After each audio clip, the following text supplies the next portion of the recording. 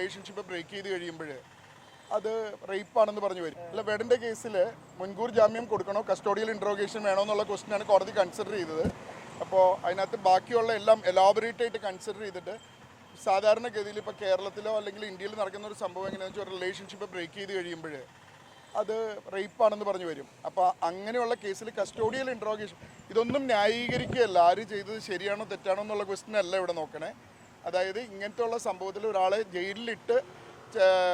ജയിലിലിട്ടതിന് ശേഷം ട്രയൽ നടത്തണോ, അല്ല ട്രയൽ നടത്തി അതിനകത്ത് തെളിവുണ്ടെങ്കിൽ, അതായത് ചെറിയൊരു വേരിയേഷനാണ് ഉള്ളത്.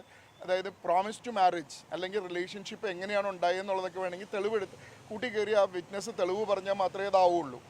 അങ്ങനെ പറഞ്ഞതിന് ശേഷം മാത്രം ആണ് ഒരാളെ ശിക്ഷിക്കേണ്ടത്. ആർട്ടിക്കിൾ 21 ഒരു എക്സ്റ്റെൻഡഡ് പ്രിൻസിപ്പിളാണ് ആക്ച്വലായിട്ട് പറഞ്ഞാൽ.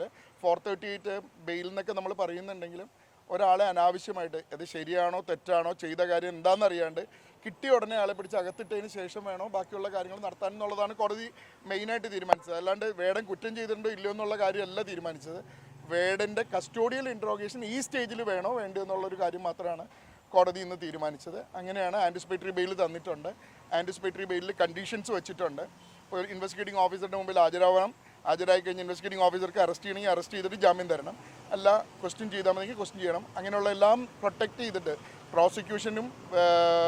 പ്രോസിക്യൂഷൻ ഭാഗവും അക്യൂസിൻ്റെ ഭാഗവും എല്ലാം പ്രൊട്ടക്റ്റ് ചെയ്തിട്ടാണ് ആൻറ്റിസിപ്പേറ്ററി ബെയിൽ കൊടുത്തിരിക്കുന്നത്.